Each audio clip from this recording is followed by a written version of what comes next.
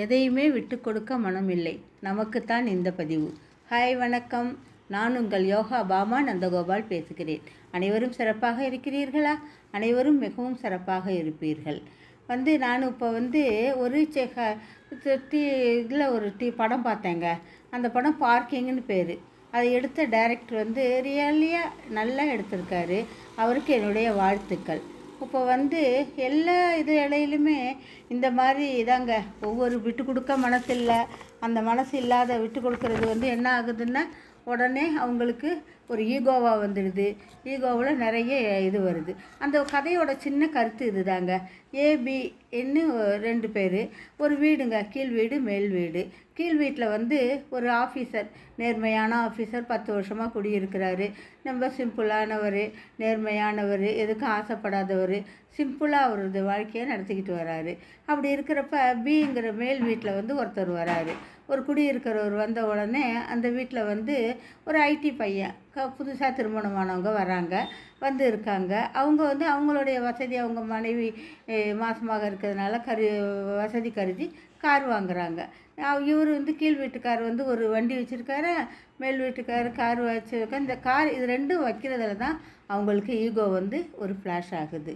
அதில் தான் அவங்களுக்கு அந்த ஈகோ, அந்த விட்டு கொடுக்க மனம் இல்லாமல் ஒருத்தங்க அட்ஜஸ்ட் பண்ணி வைக்க முடியல. வைக்காதனால அந்த சண்டையானது பெருசாகி அது ஒரு ஈகோவாகி பழைய இழப்புகள் இதனால் எவ்வளோ ஆக முடியுமோ அவ்வளோ ஆகுது. இப்படி இருக்கிறப்ப அந்த கீழ் வீட்டுக்காரர் இருக்கார், அவர் ஒரு பழைய பொருட்கள் புது பொருள்களே வாங்காதவர் வச்சுருக்கிறவர். இந்த கார் வச்சுருக்க இந்த ஈகோ ஃப்ளாஷ் ஆகி இவர் என்ன பண்ணுறாரு, உடனே கேஷ் கொடுத்து 8 லட்சத்துக்கு மேலே அந்த அவர் காரை விட கொஞ்சம் ஜாஸ்தியாக கொடுத்து உடனே கார் வாங்கி காரை கொண்டாந்து நிறுத்துகிறாங்க. 2 பேரும் கார் நிறுத்துறதில் ஏக சண்டை. அந்த சண்டையோட சண்டை ஒன்றுக்கு அதில் ஈகோ ஆனதுனால நான் ஏன் போகணும், நான் வீடு காலி பண்ணணுங்கிறது அளவு அவங்களுக்குள்ளே ஆயிடுது. அந்த ஹவுஸ் ஓனருக்கு பெரிய மண்டவலி. இப்படி இருக்கிறப்ப இந்த சண்டையானது கொஞ்சம் கொஞ்சமாக பெருகி ஒருத்தங்க கொலை பண்ணுற அளவு வந்துடுதுங்க. அந்த அளவு அந்த அந்த ஈகோ வந்ததுனால அந்த விட்டு கொடுக்க மனசு இல்லாமல் போயிடுது. இப்படி சண்டை போட்டுக்கிட்டே இருக்கிறதுனால என்ன பண்ணுறாங்க, அவங்க மனைவி மாசமாக இருக்காங்க. இந்த வீட்டில் இவரை கொலை பண்ணுறதுக்கு வராங்க. அந்த கடைசி டயத்தில் அந்த தந்தை ஸ்தானத்தில் இருக்கிற அந்த நேர்மையானவர் மேல் வீட்டில் போய் அந்த மாசமாக இருக்கிற குழந்தைய காப்பாற்றி குழந்தை பெற்று தந்தை ஸ்தானத்தில் இருக்கார். அது கொஞ்சம் நல்லாவே இருக்குது கதை. இப்படி தாங்க நம்ம இது குடும்பத்துலேயும், நம்ம ஊரில் கூட இப்படி தாங்க, எல்லா அப்பார்ட்மெண்ட்ஸ்லையும் இதை போல் அவலங்கள் நடந்து கொண்டு தான் இருக்குது.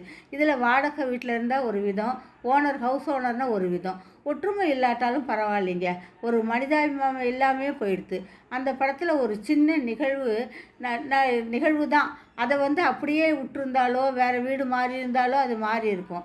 ஆனால் ஒருத்தங்களுக்கு அது ஈகோ வரையும் போயிடுது இல்லையா. நான் பெருசா நீ பெருசாங்கிற ஒரு இதில் அவ்வளோ தூரம் ஆயிடுது. அது அப்படியே கொஞ்சம் கொஞ்சமாக பெருகி எவ்வளோ வன்மம் பெருகிச்சு பார்த்தீங்களா. எவ்வளோ இந்த உண்மையான நிகழ்வு போலவே உள்ளது. நம்முடைய கோபத்தாவங்களையும் வளர விட விட எரிமலை போல தாங்க நிகழ்வு நடக்கும். நீ ஒன்று செய்கிறியா, நான் ஒன்று, இப்படியே செஞ்சுக்கிட்டு போனால் முடிவு தான் என்னங்க, தீர்வு தான் என்ன? இது ஒரு நிகழ்வு. இதே போல தான் எல்லா இடத்துலையும் ஈகோக்கள் நிறைந்து எங்கு சென்றாலும் போட்டிகள் தான். யாரும் யாருக்காகவும் விட்டு கொடுக்கும் மனசு இருப்பதில்லை. ஏன் இவ்வளோ வன்மம்? வன்மம் பெருக எவ்வளவு விபரீதங்கள், வன்மம் பெருகுவதால் எவ்வளவு மன உளைச்சல். இதெல்லாம் சின்ன குழந்தைங்களுக்கே ஆரம்பித்து விட்டுறாங்கங்க. சில இதில் சின்ன குழந்தைங்களையே அந்த வன்மத்தை பெருக்கி விட்டுடுறாங்க. வன்மத்தை பெருக்கிறதுனால என்ன, வாழ்நாளில் என்னத்தை கண்டோம்? ஒரு பக்கத்து வீடு, ஒரு அப்பார்ட்மெண்ட்டில் இருக்கிறவங்க 4 வீடு 4 கதவு ஒன்றா இருக்குது, கதவு மூடிட்டு உள்ளே இருக்காங்க. வெளியே ஒரு மக்கள் ஒரு மூஞ்சி பார்க்குறப்ப நல்ல முகமாக இருந்தால் தான் அந்த வாழ்க்கைக்கு சந்தோஷமாக இருக்கும்.